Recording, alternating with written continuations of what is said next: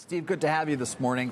How has the current events changed your view of the oil market and/or your predictions of where prices will sort of stay for some period of time from here?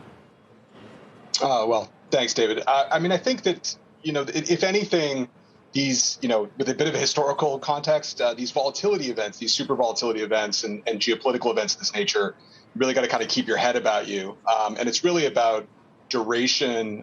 As an equity analyst, it's about the duration of that excess cash flow, or that windfall, if you will.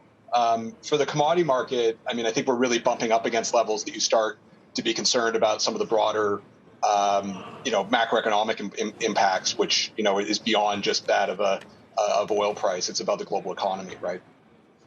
Yeah, right. Which actually dampens demand then potentially?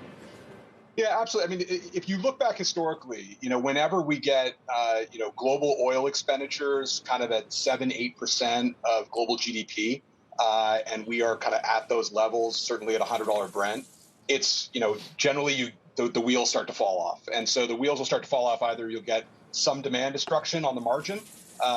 And, I think you will ultimately get that if you stay triple digits for a longer period, obviously. But the other thing is, we usually have, like in 2008, we had an economic accident that wasn't anything to do with oil, but it certainly took down oil prices. So I think you just got to keep, if anything, we kind of, you kind of keep looking over your shoulder as an oil analyst in scenarios like this. Yeah, well, I mean, one thing that has characterized this current period is return of capital to shareholders as opposed to putting it in the ground and finding new oil. Is that going to change among some of the companies that you cover? I mean, the simple answer is no, David. I mean, I think that it's important context, right? Is that, we were just on a call with a large number of our clients. And one of the things to just impart is the fact that the U.S. is growing, despite this narrative of the fact that nobody's reinvesting. 50% of the rig count in West Texas is private operators. Private operators reinvest the cash flow that they have. Their cash flows are up. And you do have some companies, including the super majors, who are intent on reinvesting to grow. What's different this time is we've got this kind of 30 to 40% of the market, this cohort that is very intent on not. And I think you heard that from a lot of the CEOs over the last 2 weeks, that they are. And that it's not a question of price.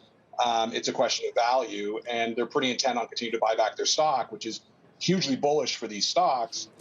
Also means you don't have a quick fix for the global oil market in terms of seeing U.S. oil supply going up 100 over 1 million barrels a day, which you would think will take a little while to get there. So in light of that, Steve, I mean, the supply piece of the equation does seem to be very much in focus right now.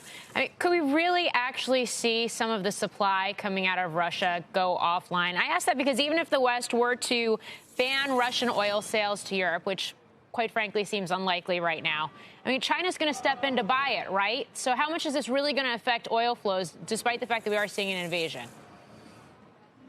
I mean, I think what you really got to watch is the flows and to Eastern Europe, right? And that I think what's taking up prices right now is some of the alternative buying in the market and some of the scrambling for volumes. But it's just not a base case scenario. And I think what you're going to hear from the administration is that, that's not, slowing down Russian exports is really not the priority here. If anything, Strategic Petroleum Reserve release, working with OPEC to get production up, working with the U.S. to get production up is the more likely outcome for supply. Steve, thank you.